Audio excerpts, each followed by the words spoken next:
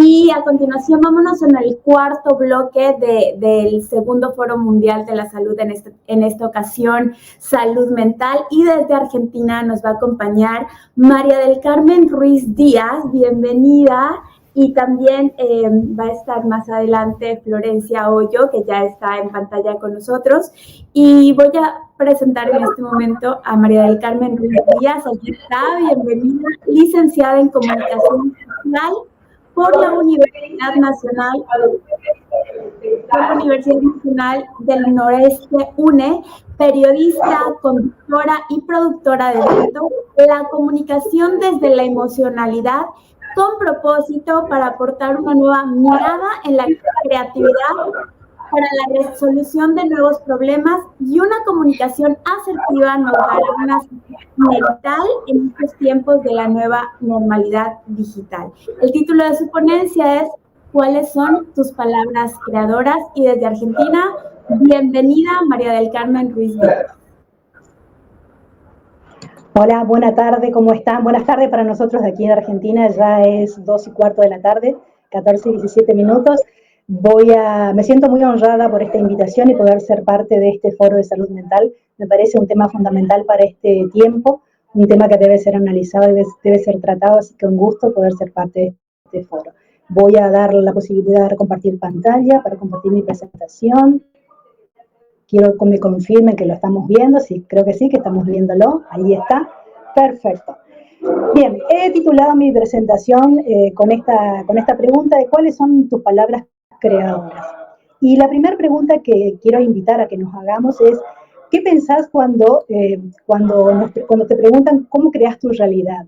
Teniendo en cuenta que en la actualidad, en este mundo en el que vivimos inmersos con tanta internet rodeándonos, en sus más variadas plataformas, hacen accesible conceptos provenientes de la física cuántica, programación neurolingüística y hasta la neurociencia, pasando por la epigenética y la ontología del lenguaje, que nos ratifican que estamos hechos de palabras y de la carga emocional que ellas conllevan.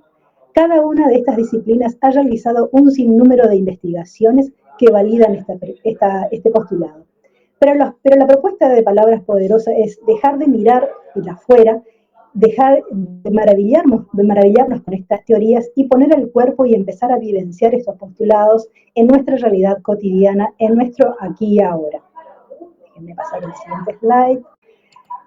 Consideramos que el primer paso para ello es prestar atención a nuestro diálogo interno, ese que por lo general nos dice que no vamos a poder hacer algo o simplemente invalida nuestras capacidades para hacer frente a determinadas circunstancias.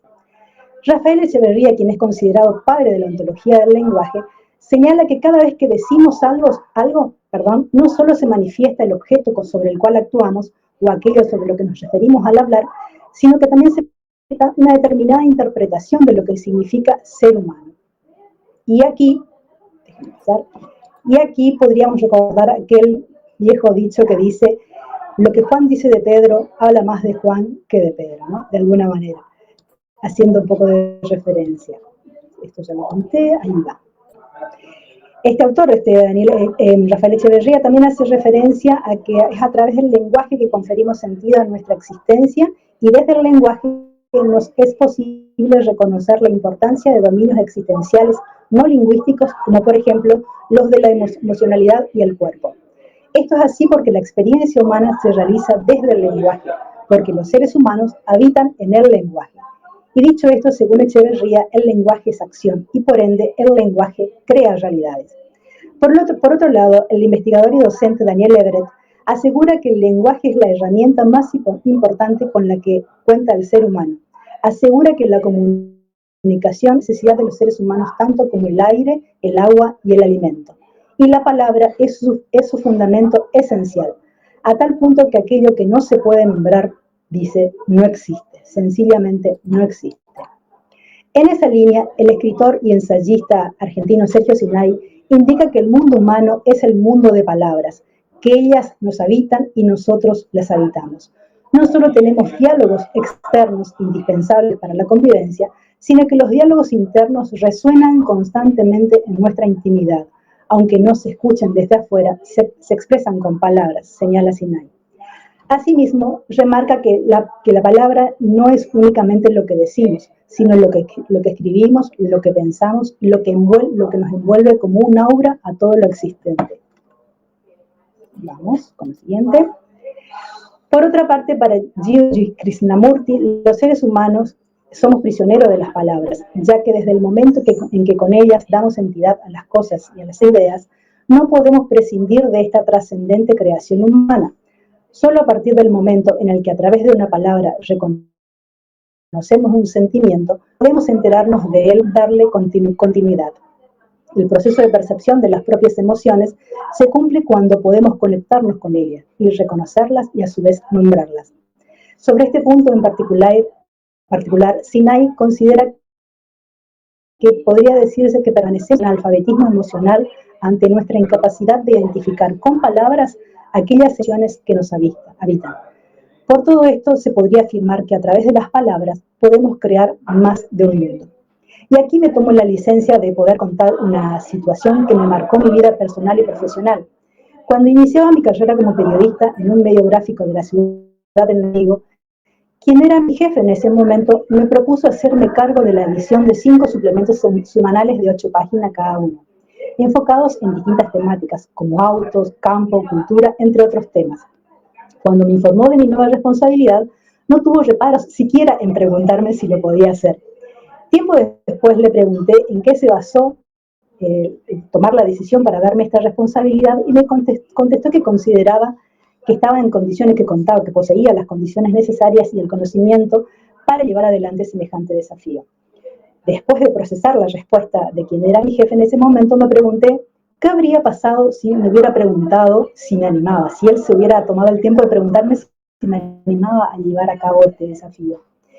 Y mi respuesta automática para conmigo misma fue que hubiera contestado que no. En ese momento entendí que la mayor detractora de mis capacidades era yo misma. Ese fue el momento más importante en el camino, fue uno de los momentos más importantes en mi camino de autoconocimiento, que en suma me llevó a comprender la paradoja de la situación. Otro ser humano confiaba mucho más en mí de lo que yo podría hacerlo. Es por ello que voy a la pregunta con la que titulé esta ponencia. ¿Cuáles son las palabras con las que vas creando tu realidad? Y me refiero a esas que son casi como susurros, esas que muchas veces pasan desapercibidas, como cuando nos olvidamos o dejamos en algún lugar la llave de nuestra casa, o nos olvidamos de comprar algún producto determinado en el supermercado. Dicen que el diablo se esconde en los detalles, y aquí podríamos reconvertir la frase y decir que el diablo se esconde en nuestras sombras, se esconde en esos comentarios aparentemente inocentes, pero que vienen cargados de críticas y reproches hacia nosotros mismos. A esto podríamos sumar la siguiente pregunta: ¿cuáles son las palabras? ¿Cómo es el tono? ¿Cuál es la carga emocional con la que te dirigís a los demás? Con esta presentación no pretendemos dejar lineamientos ni recetas sobre cómo debemos hablarnos o hablar a los demás. Simplemente me gustaría dejarles una propuesta de pegar en el espejo, en el espejo del baño, por ejemplo, donde lo puedan ver todas las mañanas, un papel con la siguiente pregunta: ¿cuáles son las palabras con las que hoy vas a crear tu realidad? Porque, parafraseando a Echeverría, el padre del lenguaje, de la ontología del lenguaje, podríamos decir que somos el relato que nosotros mismos y los demás nos contamos, por lo que al modificar ese relato, modificamos lo que somos. Finalmente, podría dejar una frase maravillosa del autor argentino Sergio Sinai, quien nos dice que la palabra es una herramienta espiritual, a la cual me gustaría agregar que la palabra merece nuestro respeto. Esto es, a ver, gracias. Hasta aquí ha llegado mi presentación. Estoy abierta a las preguntas. Espero que se haya comprendido el sentido de mi presentación. Los escucho. Ahí está. Voy a dejar de compartir. A ver. Ahí va. Ahí está. Sí, te escucho, Malena. Ahí está. Estás muteada. Ahí va. Muchas gracias. Qué significativo, de verdad. A veces no contemplamos el poder de las palabras. Y las palabras no solo es el sonido, sino todo cómo comunicamos. Mientras recibimos a Florencia, regresamos, si nos permite, María del Carmen, para hacerle... gracias, aquí estás. ¿Estás por ahí? Sí, acá estoy. Súper. Bueno, entonces tenemos una pregunta para ti.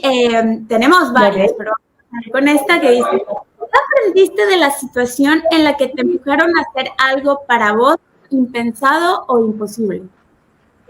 Sí, fue una gran lección de vida ese empuje que he tenido en ese momento profesional, porque como contaba en la presentación, ni siquiera yo confiaba en mis propias capacidades, no hubiera aceptado nunca si me hubieran preguntado si me animaba a hacer semejante desafío, le hubiera dicho que no. Así que fue la primera gran lección creo que tuve en el mundo profesional, el atrevernos siempre y dejar de lado los miedos, porque muchas veces los miedos nos juegan en contra y se constituyen en nuestros grandes enemigos para nuestros avances en la vida.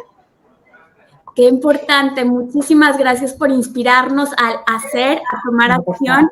Y bueno,